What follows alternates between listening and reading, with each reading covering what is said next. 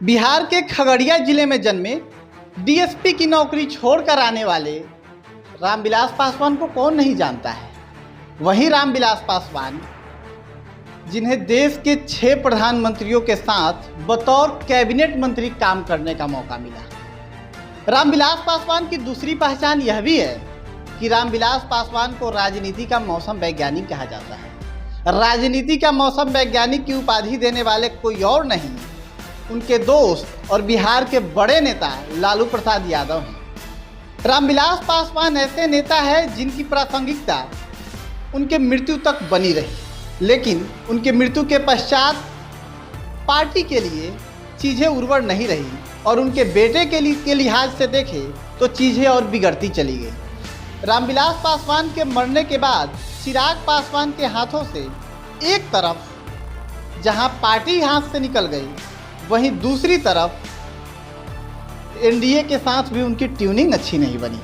तो वहीं तीसरी तरफ बिहार के लिहाज से भी उनकी राजनीति में कुछ बहुत बड़ा करने के लिए नहीं रहा और नीतीश कुमार के साथ उनकी अदावत ज्यों की त्यों बनी रही। लेकिन कहते हैं ना कि राजनीति में सबका वक्त आता है, वही वक्त चिराग पासवान के लिए लौट कर आया है। लोकसभा चुनाव 2024 के लिहाज से चिराग पासवान के लिए यह वक्त बिल्कुल वैसा ही है जैसे इस वक्त में वो जो चाहें एनडीए की तरफ से उन्हें मिल सकता है। ऐसा हम इसलिए कह रहे हैं क्योंकि लोकसभा चुनाव 2024 के लिहाज से एनडीए अपने कुनबे का विस्तार कर रही है और हर एक छोटी बड़ी पार्टियों को अपने साथ मिलने की कवायद में जुट गई है।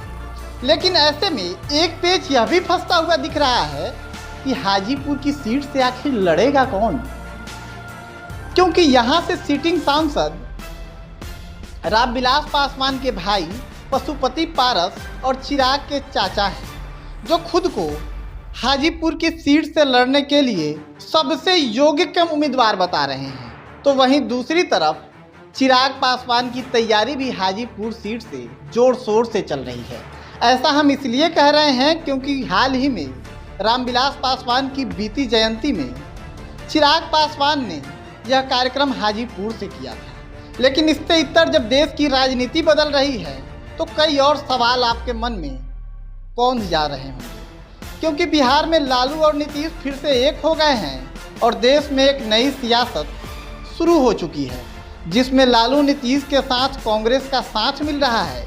तो वहीं दूसरी तरफ एनडीए हर छोटे बड़े दलों को साथ मिलाकर अपने आप को मजबूत करना रही है। तो वहीं भाजपा के राष्ट्रीय अध्यक्ष जेपी नड्डा का बयान आता है कि उनके साथ छोटे बड़े 38 दल शामिल हैं जो एनडीए में हैं और होने वाले लोकसभा चुनाव 2024 में उनके साथ लड़ेंगे।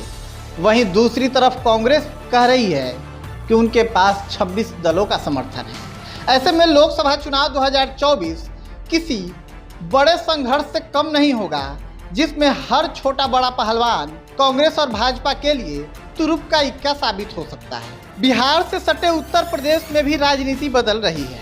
सुहेल देव भारतीय समाज के मुखिया ओम प्रकाश राजभर, जो कल तक कस्में खाते थे कि भाजपा में नहीं जाएंगे, वो भाजपा में अब आ चुके हैं। ऐसे में बहुजन राजनीति किस करवट लेगी, यह सबसे बड़ा प्रश्न उठता है। और वहीं दूसरी तरफ बहुजन राजनीति के अंदर जिस समाज की राजनीति है, उसमें पासवान समाज का भी एक बहुत बड़ा रोल माना जाता है। और बिहार में यह बात उठ रही है कि पासवान समाज की राजनीति की आगे की करवट और आगे का काम क्या होगा, यह भी सवाल आपके मन में चल ही रहा होगा। लेकिन चिराग पासवान और रामविलास पासवान की बात हो रही है तो हाजीपुर सीट की बात क्यों ना हो। तो चलिए हाजीपुर सीट की कहानी भी बता देते हैं। हाजीपुर सीट वो सीट है जो रामविलास पासवान के नाम से जानी जाती है। हाजीपुर सीट के साथ रामविलास पासवान का नाम कुछ यूं जुड़ा हुआ है कि 4 लाख वोटों के लंबे अंतर से हराने वाले राजनेता के तौर पर देश दुनिया में उनका नाम चलता है। साल 1977 में 31 साल के रामविलास पासवान ने इस तरह जीत दर्ज की हाजीपुर लोकसभा सीट से कि कई लोग तो हाजीपुर सीट को रामविलास पासवान का पर्याय भी मानते हैं। बात रामविलास पासवान की हो रही है तो पासवान समाज की राजनीति की बात कैसे छिप जाएगी। इसमें कोई दो राय नहीं कि बिहार और देश में रामविलास पासवान की राजनीति और उनकी पहचान उनके समाज के बड़े नेता के तौर पर रही है और हर समाज कहे और अनकहे तौर पे ये कोशिश भी करता है कि उनका नेता उन्हीं के समाज से हो। बात रामविलास पासवान की हो रही हो तो उनके समाज की बात कैसे नहीं होगी। ऐसे में आप यह भी देखने की कोशिश करें तो साफ झलकता है कि रामविलास पासवान देश में पासवान समाज के एक बड़े नेता थे। और अगर आप पासवान समाज के बारे में जानने की कोशिश करें तो यह भी पता चलता है कि करीब 5 दशक तक पासवान समाज का प्रतिनिधित्व करने वाले रामविलास पासवान की पहचान उनके समाज के बड़े नेता के तौर पे की जाती है। बिहार में अगर इस समाज के बारे में जानने की कोशिश करें तो हाथ यह लगता है कि बिहार की कुल आबादी का तकरीबन 5% वोट शेयर पासवान का है और वहीं दूसरी तरफ इनकी आबादी 50 लाख के करीब है। यह संख्या काफ़ी है किसी भी लोकसभा सीट या विधानसभा सीट में परिणामों को बदलने के लिए। न जानने वालों के लिए हम यह बताते चले कि पासवान सरनेम दुसाध जाति के लोग लगाते हैं। सेंटर फॉर पॉलिसी रिसर्च के मुताबिक द प्रिंट के एक लेख में यह भी मिलता है कि पासवान समाज सामाजिक और राजनीतिक तौर पर दूसरे दलित समाज से कहीं ज़्यादा जागरूक और सशक्त है। द प्रिंट के उसी लेख में यह भी मिलता है कि दलित आबादी का 30% हिस्सा पासवान समाज का है। ऐसे में यह समझने में किसी भी राजनीतिक तौर पर मजबूत आदमी को समय नहीं लगेगा कि बिहार की राजनीति में दुसाध फैक्टर कितना काम करता है। द प्रिंट के लेख के मुताबिक जिसमें संजय पासवान अपने समाज के बारे में बताते हैं कि उनका इतिहास क्या है, तो यह बताते हैं कि जब अंग्रेज हिंदुस्तान में आए और पश्चिम बंगाल में जब नवाब सिराजुद्दौला की लड़ाई अंग्रेजों से हुई तो उनके सलाहकारों ने नवाब सिराजुद्दौला को यह सलाह दी कि आप पासवान समाज को अपने साथ रख ले और वो आपके लिए लड़ाई लड़ेंगे। ऐसा माना जाता है कि पासवान समाज युद्ध कौशल में बेहतर था। ऐसे में यह समझ में आता है कि पासवान समाज शारीरिक तौर पर कितना मजबूत था।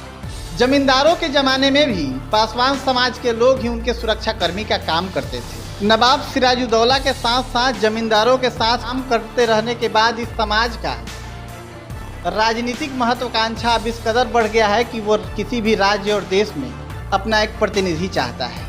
ऐसे में यह सवाल अहम हो जाता है कि बिहार की आने वाली राजनीति और देश की आने वाली राजनीति में और आने वाले लोकसभा चुनाव 2024 में बिहार में पासवान समाज चाचा पशुपति पारस के साथ होगा या रामविलास पासवान के बेटे चिराग पासवान के साथ होगा। वहीं दूसरी तरफ सवाल यह भी उठता है कि एनडीए में चिराग पासवान ज़्यादा मजबूत दिखते हैं या पशुपति पारस, या ऐसा भी हो सकता है कि इन दोनों की लड़ाई में पासवान समाज की राजनीति भी कमज़ोर हो जाए। तो तीसरा सवाल यह भी आपके सामने खड़ा हो जाएगा कि लालू और नीतीश जिस तरीके से दलित और पिछड़ों की राजनीति करते हैं, वैसे में क्या चिराग पासवान और पशुपति पारस उन्हें कड़ी टक्कर दे पाएंगे?